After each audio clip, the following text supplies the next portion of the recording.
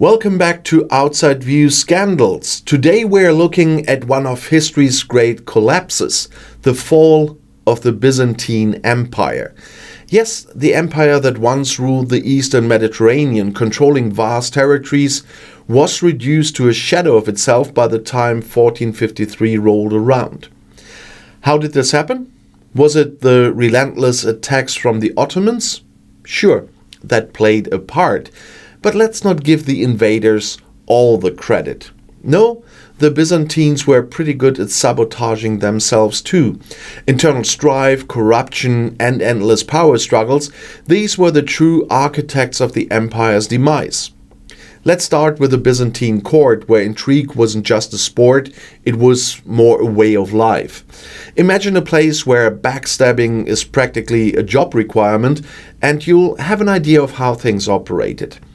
In the centuries leading up to the fall, the empire was led by a series of emperors who, to put it mildly, weren't exactly model rulers. Some were more interested in lavish banquets than defending the walls of Constantinople. Others were busy fighting each other over the throne. And nothing says stable empire quite like civil wars, right? And one of the key moments in this self-destruction came in 1204. The Fourth Crusade. A crusade that didn't even make it to the Holy Land, but instead sacked Constantinople by Christians. It was like watching a family reunion turn into a brawl, maybe your Christmas party. The Venetians and Crusaders looted the city, and the Byzantine Empire was split into pieces. Let's just say that gluing an empire back together isn't as easy as it sounds. The Byzantines never fully recovered from this disaster. Their once great capital had been devastated, their territories diminished, and their resources stretched thin. But hey, at least they could still look fabulous in their ceremonial robes. And after that, things only got worse. Throughout the 14th and 15th centuries, the empire became a battleground for various factions, each one more corrupt than the last. Nobles vied for power, generals fought for control, and emperors were often little more than pawns in their schemes. The emperors, who did have some sense of duty, found themselves constantly having to beg for money. And not just from their own subjects, but from foreign powers too. It's hard to project strength when you're basically holding out a tin cup. And let's not forget the wonderful decision to rely on mercenaries to do the fighting. And nothing says we've got this under control like outsourcing your military to foreign soldiers who have little to no loyalty to you. And meanwhile, the Ottomans were on the rise. They watched the Byzantine squabbles with great interest.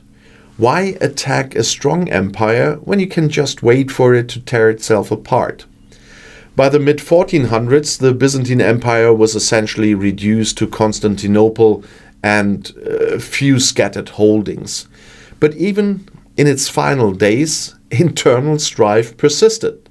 The court was still a mess of conspiracies, and the treasury was empty.